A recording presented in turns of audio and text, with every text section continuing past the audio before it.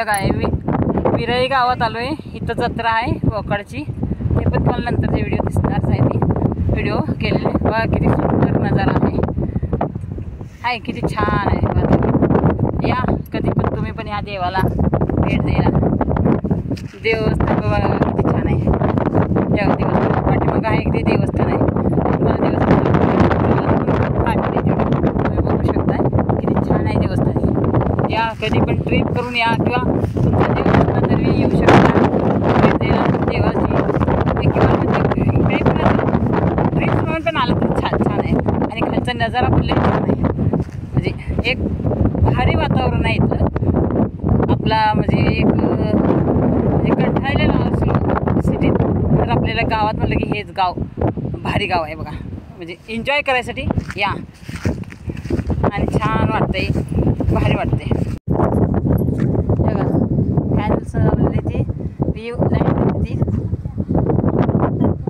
Fans लावलेली ती बघा. कसं ह्याच्याने लाईट खिचली जात्या. लाईट खिचली जाते ती आणि किती छान आहे बघा नजारा. सगळी जर हिरवंगारच आहे. दुसरं काहीच तुम्हाला दिसणार नाही.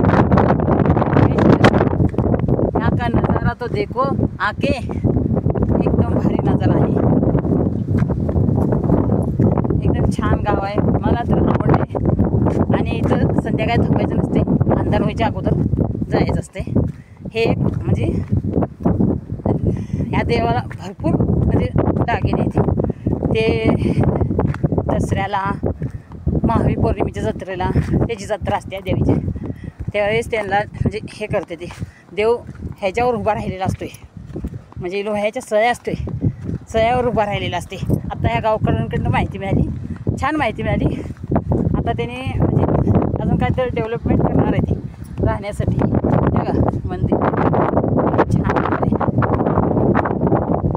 देव म्हणजे काय म्हणतात की त्याच्यावर सळ्यांवरती उभा राहतो देव बघा. म्हणजे देवाचा हा वैशिष्ट्य कसं आहे भारी आहे. छान या भेट द्यायला. माझ्या चॅनलला नवीन असलं तर सबस्क्राईब करा, लाईक करा. एन्जॉय करू एन्जॉय. दौऱ्याचा कार्यक्रम चालू आहे ते पण तुम्हाला दाखवते. पत्र भरायचं कार्यक्रम असते त्यांच्या देवाचं.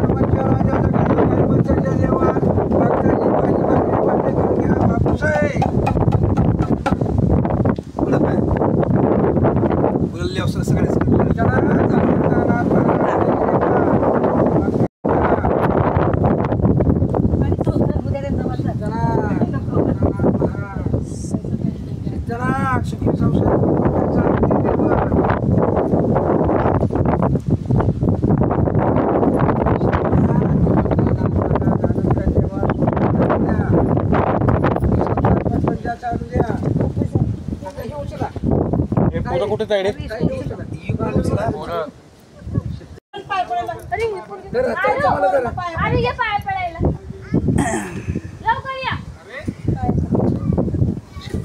भगवंतानाथ महाराज सुख शांतता द्या.